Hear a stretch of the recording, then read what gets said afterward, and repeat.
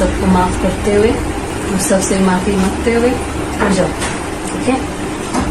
ಎಲ್ಲರನ್ನೂ ಕ್ಷಮಿಸಿಬಿಡು, ಹಾಗೆ ಎಲ್ಲರಲ್ಲೂ ಕ್ಷಮೆ ಕೇಳು. ಹೊರಡುವ ಸಮಯ ಬಂದಾಗಿದೆ, ಸರಿನಾ? ಕೆಲವು ಸೆಕೆಂಡುಗಳ ಈ ವಿಡಿಯೋ ನಿನ್ನೆಯಿಂದ ಭಾರೀ ವೈರಲ್ ಆಗಿದೆ. ಈ ವಿಡಿಯೋ ಎಲ್ಲರ ಕಣ್ಣಂಚಲ್ಲೂ ನೀರು ತರಿಸುತ್ತೆ. ಅದು ನಮ್ಮನ್ನು ಭಾವುಕ ಮಾಡಿಬಿಡುತ್ತೆ. सबको माफ करते हुए हम सबसे माफी मांगते हुए उठ जाओ, ठीक है।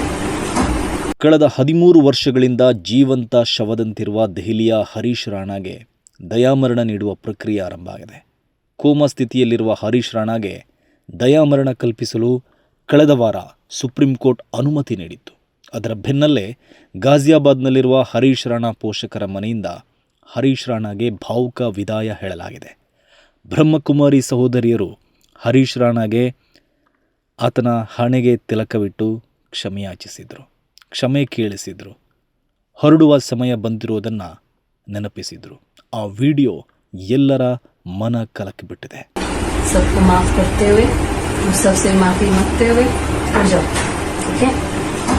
ಈ ಪ್ರಕ್ರಿಯೆ ನಡೆಯುವಾಗ ಹರೀಶ್ ತಂದೆ ತಾಯಿ ದುಃಖದಲ್ಲಿದ್ದರು. ಅವರನ್ನು ಪುತ್ರ ಶೋಕ ಕಾಡ್ತಾ ಇದೆ. ಅದು ನಿರಂತರ ಆಗಿರುತ್ತೆ. ಆದರೂ ಅವರು ಬೇರೆ ವಿಧಿ ಇಲ್ಲದೆ ಮಗನಿಗೆ ದಯಾಮರಣ ಕೊಡಿಸಲು ನ್ಯಾಯಾಲಯದ ಮೆಟ್ಟಿಲೇರಿದರು. ಇದೀಗ ಹರೀಶ್ ರಾಣಾಗೆ ದಯಾಮರಣ ಕಲ್ಪಿಸುವ ಪ್ರಕ್ರಿಯೆ ಆರಂಭವಾಗಿದ್ದು, ಆತನನ್ನು ಗಾಜಿಯಾಬಾದ್ನ ಮನೆಯಿಂದ ದೆಹಲಿಯ ಏಮ್ಸ್ಗೆ ಸ್ಥಳಾಂತರಿಸಲಾಗಿದೆ. ಅಲ್ಲಿನ ವೈದ್ಯರು ದಯಾಮರಣ ಪ್ರಕ್ರಿಯೆ ಆರಂಭಿಸಿದ್ದಾರೆ. ಈ ದಯಾಮರಣ ಪ್ರಕ್ರಿಯೆ ಹೇಗೆ ನಡೆಯುತ್ತೆ ಅಂದರೆ, ಮೊದಲಿಗೆ ಹರೀಶ್ಗೆ ನೀಡಿರುವ ಜೀವರಕ್ಷಕ ಚಿಕಿತ್ಸೆಗಳನ್ನು ಹಿಂಪಡೆಯಲಾಗುತ್ತೆ. ಹಾಗೆ ವೈದ್ಯಕೀಯ ನೆರವಿನ ಪೋಷಣೆಯನ್ನು ನಿಲ್ಲಿಸಲಾಗುತ್ತೆ. ಆತನಿಗೆ ದ್ರವ ಪದಾರ್ಥ ಕೊಡುವುದನ್ನು ನಿಲ್ಲಿಸಲಾಗುತ್ತೆ. ಕೃತಕ ಜೀವರಕ್ಷಕ ಚಿಕಿತ್ಸೆಯನ್ನು ಹಂತ ಹಂತವಾಗಿ ಸ್ಥಗಿತಗೊಳಿಸ್ತಾರೆ. ಆತನ ದೇಹ ಸಹಜ ಅಂತ್ಯ ಕಾಣುವಂತೆ ವ್ಯವಸ್ಥೆ ಮಾಡುವುದೇ ಈ ದಯಾಮರಣದ ಪ್ರಕ್ರಿಯೆ ಅಂತ ತಿಳಿದು ಬಂದಿದೆ.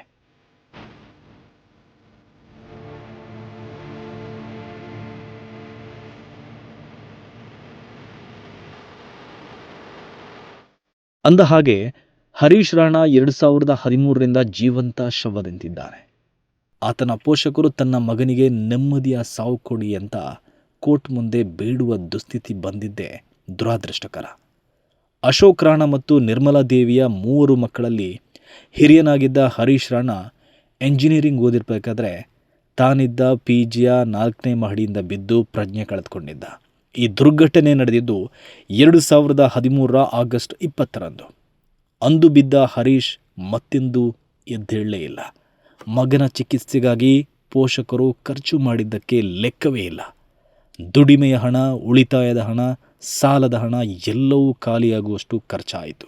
ಕೊನೆಗೆ ದೆಹಲಿಯ ಮನೆಯನ್ನು ಮಾರಿ ಚಿಕಿತ್ಸೆ ಕೊಡಿಸಿದರು. ಆದರೆ ಯಾವುದೇ ಪ್ರಯೋಜನ ಆಗಲಿಲ್ಲ. ಕುಟುಂಬದ ಕೈಗಳು ಬರಿದಾದ ಬಳಿಕ ಅಪ್ಪ ಗಾಜಿಯಾಬಾದಿನ ಮನೆ ಪಕ್ಕದಲ್ಲಿ ಸ್ಯಾಂಡ್ವಿಚ್ ಮಾರ್ತಾ ಇದ್ದಾರೆ. ಅಮ್ಮ ಮಗನ ಆರೈಕೆಯಲ್ಲಿ ಜೀವನ ಕಳೆದರು. ಮಗ ಗುಣಮುಖನಾಗಿ ಮೊದಲಿನಂತಾಗಲು ಅವಕಾಶವೇ ಇಲ್ಲ ಎಂಬುದು ಪೋಷಕರಿಗೆ ಅರಿವಾಗಿದೆ. ಈಗ ಹರೀಶನ ಪೋಷಕರಿಗೆ ವಯಸ್ಸಾಗಿದೆ. ನಾವು ಹೋದ ಬಳಿಕ ಮಗನ ಗತಿ ಏನು ಅಂತ ಚಿಂತಿಸಿದವರು ಹರೀಶ್ಗೆ ದಯಾಮರಣ ಕೋರಿ ನ್ಯಾಯಾಲಯದ ಮೆಟ್ಟಿಲೇರಿದರು. ಸತತ ಹೋರಾಟದ ನಂತರ ತೀರ್ಪು ಬಂತು. ದೇಹ ಚಲನೆ ಇಲ್ಲದ ಮಗನನ್ನು ಹೆತ್ತವರು 13 ವರ್ಷಗಳಿಂದ ಆರೈಕೆ ಮಾಡಿದ್ದಾರೆ. ಈಗ ತಮ್ಮ ಬದುಕೆ ಕಷ್ಟದಲ್ಲಿರುವಾಗ ತಮ್ಮ ಮಗ ಇನ್ನೊಬ್ಬರಿಗೆ ಹೊರೆಯಾಗಬಾರದು ಎಂಬ ಕಾರಣಕ್ಕೆ ದಯಾಮರಣ ಕೊಡಿಸಿದ್ದಾರೆ. ತಮ್ಮ ಕರುಳ ಕುಡಿಗೆ ಹೀಗೊಂದು ಸಾವನ್ನು ಬೇಡುವ ಸ್ಥಿತಿ ಆ ಪೋಷಕರಿಗೆ ಬಂದಿದ್ದು ದುರಂತವೇ ಸರಿ. ತಾವೇ ಜನ್ಮ ಕೊಟ್ಟ ಮಗನನ್ನು ಅವರು ಸಾವಿಗೆ ಬೀಳ್ಕೊಡುವ ಆ ಕ್ಷಣವನ್ನು ಕಂಡು ಇಡೀ ದೇಶವೇ ಭಾವುಕಗೊಂಡಿದೆ.